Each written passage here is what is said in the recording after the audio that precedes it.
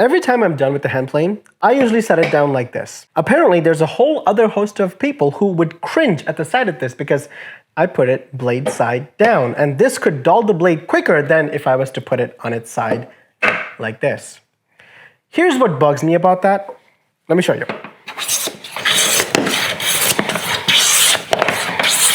This blade is designed for one purpose and one purpose only, and that is to shave wood. So how much more dull is this blade now after just 10 passes on this piece of cherry compared to putting it up and down 10 times, 100 times, or even 1,000 times?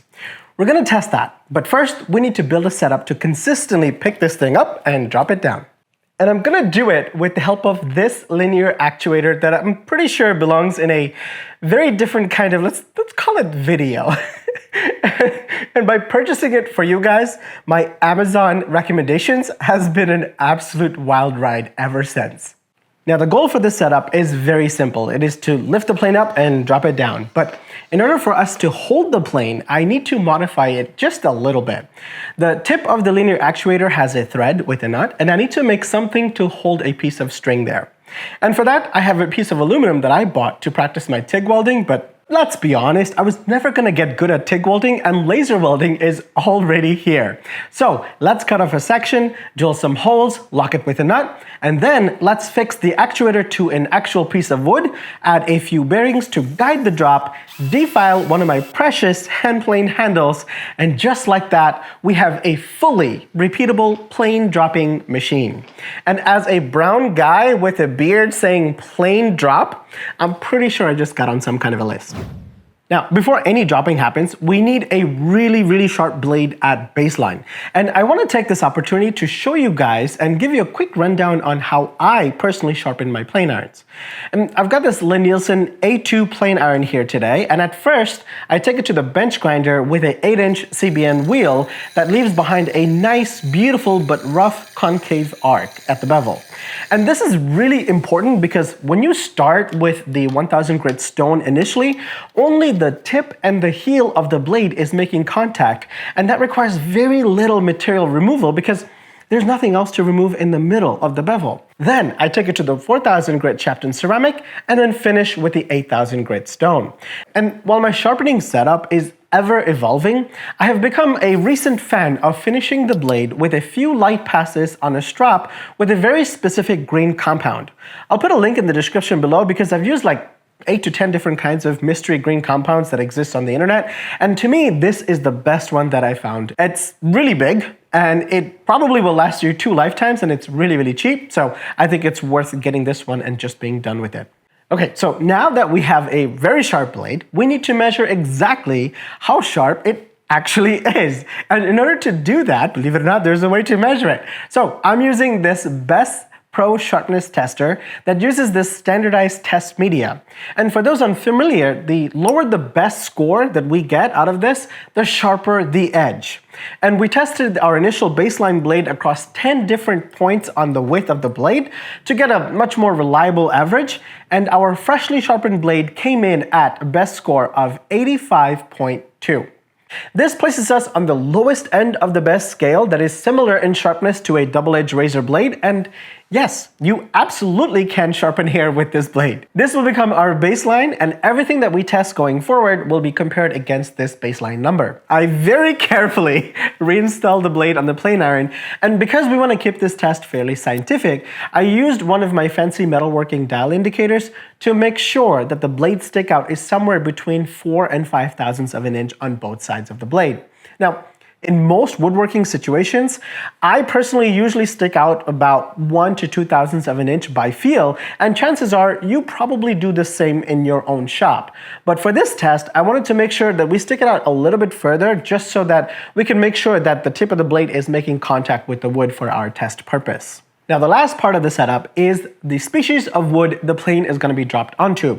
I'm using cherry as a baseline test because most workbenches land somewhere between pine on the softer side to hard maple on the harder side, and cherry is kind of like a nice in the middle zone for this test. And I also have a much harder material lined up because I don't know if you've noticed, but my whole workbench is Purple Heart, and this is a very dense fibrotic material, and I want to know if we go for something like cherry to something as dense as this, if the test results show us something different. All right, that is enough technical talk for now. Let's go ahead and teabag some wood. Our first benchmark is 10 drops, because if your plain iron cannot survive 10 sets down onto the workbench without dulling, then to be honest, what are we even doing here? So after 10 drops, the best sharpness score changed to 84.4. So somehow, after dropping it 10 times, the blade got slightly sharper. But if you look at the error bars, you can see that the min and the max does overlap compared to the baseline numbers, which kind of tends to imply that the sharpness is really very, very similar to each other and there's no meaningful difference. And this is kind of why we do basic math, because otherwise one might look at that information in its raw format and conclude that after you sharpen your blade, you should put it back onto the plain iron and drop it 10 times because that makes the blade that much sharper, which is absolutely ridiculous. Now, 10 drops is a very low number and we expected the blade to survive that. So now let's think about something a little bit more realistic. If you're in an active woodworking build and you're using your hand plane, you're picking it up and setting it down, picking it up and setting it down, maybe 50 drops between sharpening is a little bit more of a realistic real-world number. So after 50 drops, the best score goes to an average of 124.8. How much more dull is 124.8 in the real world compared to how sharp we had the blade at baseline? And how does it compare to just general woodworking workability of a hand plane?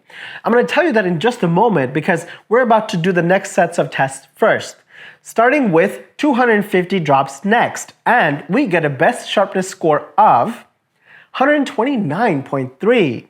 Interesting. So somehow 250 drops is not so different in dulling of the blade compared against 50 drops.